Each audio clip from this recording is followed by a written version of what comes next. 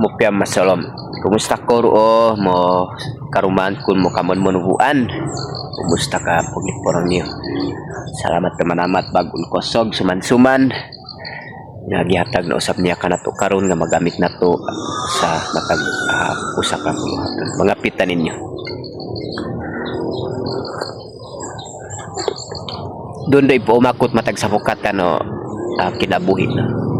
Kailangan no paglulihoy og ampo to sitwasyon to lain no nasud kun to no.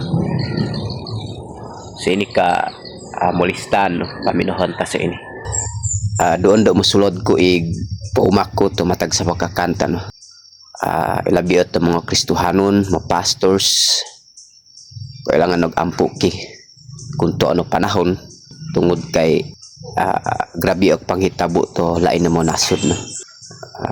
Matud pa mga nasud nga naa sa gira o biktima sa mga pag-atake.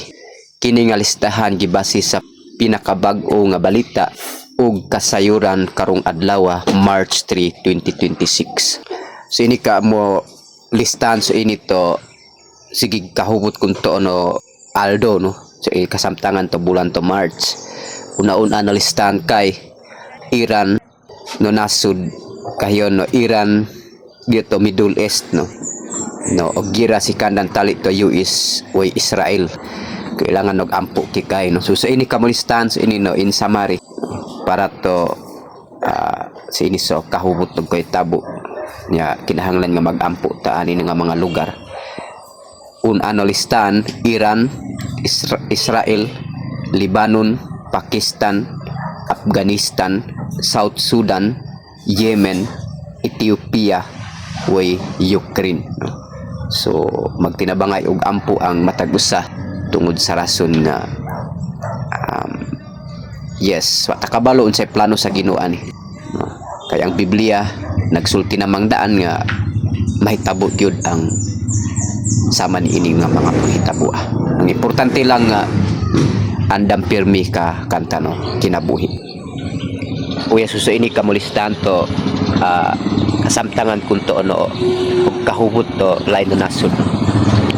Unya kailangan og ampo kiso ka Pilipinas sabok kaso ini no natawag no Christian country no. So part kita mo Kristohanon no kinabuhi.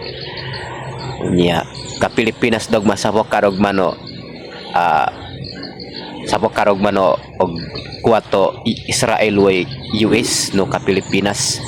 So ka Pilipinas manggod sabok kasi kandin no naka puugpo to mo Israelita no kani. So simpre wa kinakanong nung ko kumakog kaapil ki no ka Pilipinas. Nadi kinando iya. Kailangan no andamon talayon kapusong ta tugyan talayon to manama niya ug ampo ki matag karon ug nya kikalingon nya dumatupog pamula o manahok-tahok to monokoy yan o kakoon-koon. So sika pa pinaka-importante. So kung pabulos sa ini nga kasamok ang tanan maapektaran ni ini tungod kay ang krudo mo mahal unya musabay pud ang mga pinalito ni ana. So salamat po bulig way magtinabangay jud tagampo abahin ini mga panghitabo karon. Thank you sa pagtan-aw, pag-support. God bless ka. Mayong